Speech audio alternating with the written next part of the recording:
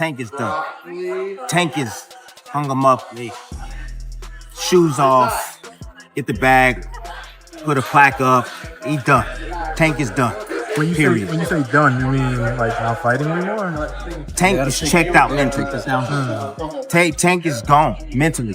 Tank looking for the big bag, of Jake Paul, Pacquiao, something solo, and he's looking to, hey, I'll see you later. Tank is standing. He's not gonna fight Shakur Stevenson at all. At all. I don't care how much money Turkey offered, give him 4 Lamborghinis, whatever. Tank ain't taking that fight. The entire boxing community is buzzing over one question right now. Is Gervonta Tank Davis reaching the end of his run? The fighter once hailed as boxing's next superstar, the man expected to follow Floyd Mayweather's path. The knockout sensation who filled arenas and ruled pay-per-view now looks like someone who has drifted far away from the sport that made him famous. With constant legal troubles avoiding top-tier opponents, and a sluggish showing against Lamont Roach that shocked his own supporters, it feels like we're witnessing the collapse of a once-in-a-generation talent. I'm gonna do like this for y'all, since y'all think it ain't no love over here.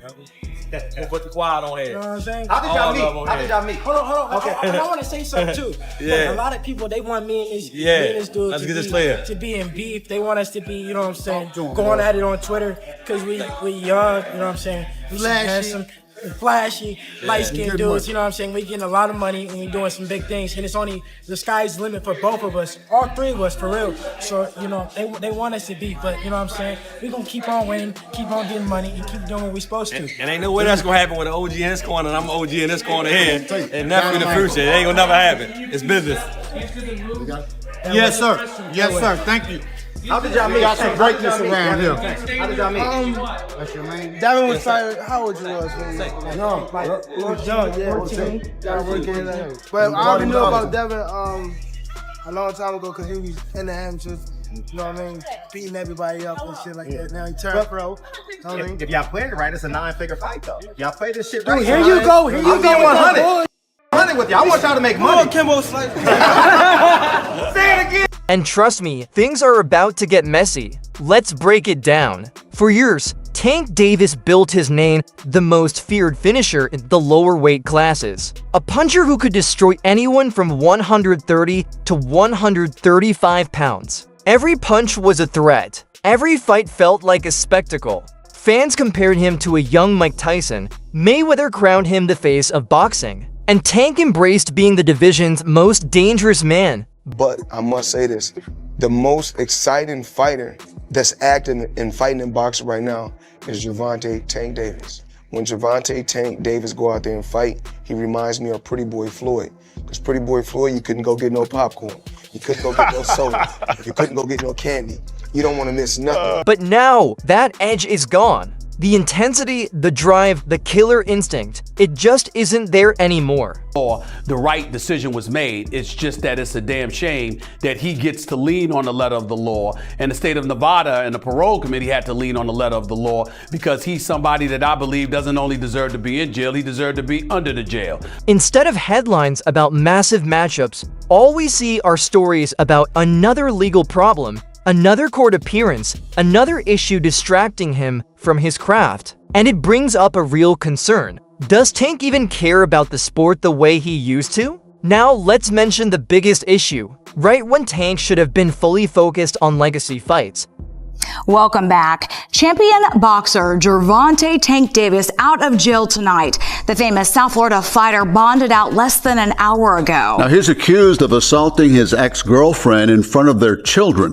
CBS News Miami's Trish Christakis is live at the jail in West Miami-Dade with details on the allegations against him. He got pulled into another domestic violence situation. Reports of a troubling incident surfaced, shaking his own fan base and feeding the narrative that he's losing control outside the ring. You know, he got arrested. I mean, any thoughts on that one? He did, huh? Again? Yeah, again. You know, I mean, hey, look, I actually like Tank Davis. He's a good, he's a good kid. He's a good fighter, a great fighter, actually. He's one of my favorites. Just get your... That's it, basically. Just say, you don't hit women, man. And this wasn't a what I'm thing. His history is filled with legal troubles, public altercations, hit-and-run charges, multiple arrests. Every time he came back acting like everything was normal. But this latest case hit harder. Fans, analysts, and former supporters finally reached a breaking point. You can't demand to be recognized as boxing's best when you're spending more time dealing with judges than training for fights. Then we had the Lamont-Roach fight. Yeah, man, I just want to say to let the people know that this judge is crazy, bro. This judge is, she knocked me up because basically I bought a property. I did everything in my power to listen to my lawyers. You have 60 seconds remaining. To the home detention people. I listened to everybody to the T. She's mad that I bought a property. That's why I'm sitting in jail. She said that I shouldn't. She wanted me to be in an apartment, a one-bed apartment. You know what I mean? And I couldn't even, you know what I mean, take that. You know what I mean? She wanted me to stay in a one-bed apartment, couldn't have my kids and nothing to come visit me and things like that. I just want to spread light on this situation because I feel as though she's taking advantage of me. She feels You have 30 seconds remaining. and she's doing stuff that's not right to me. I feel as though I don't know if she's a bad judge or not, but the things that she's doing right now is not right. You know what I mean? I feel as though I need to share light on this situation.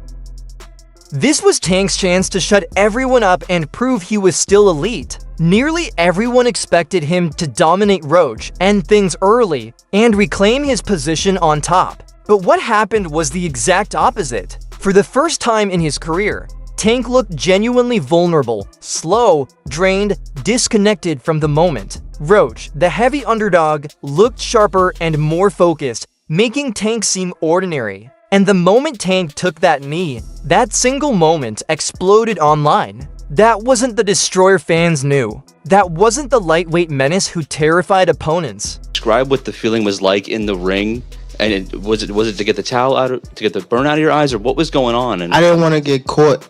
I didn't want to get caught while my eyes was burning, and you can get knocked out like that. So I'd rather take the knee than, but I didn't really know that you can get disqualified for all that, or when you start counting, I'm like, what the hell? But I don't know. It's cool.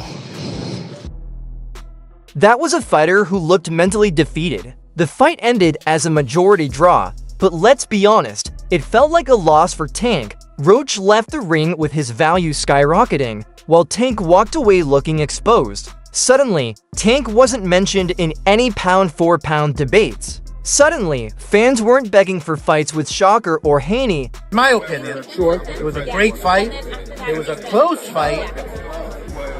Depending on what they do with that decision of taking the knee, depending if the commission reverses the decision, or I think a draw was meant to be. So I like the draw. No, if you take the knee, man, if you take a knee in the 90s or in 2000, you're taking a point off. That's the bottom line. You're taking a point off. I don't know what happened with the referee. Maybe he was a little starstruck. Maybe he was a little, because he loves Tank. He loves New York. He loves the big lights. The referee with the eyes, he's like, a point should be deducted if you take a knee. It's a fact. It's in the rule book, right? The fact that they didn't take it away, then that's where the controversy is, right? It's not, look, did Gervonta get hit? Was he dazed? Who knows? Only he knows. But what I saw, when you take a knee, that's an automatic point. That's just the rule. This is not basketball. This is not, this is not basketball where, wait, hold on, my ankle hurts. Hold on, let me take a timeout. You don't take timeouts in boxing. It just doesn't happen.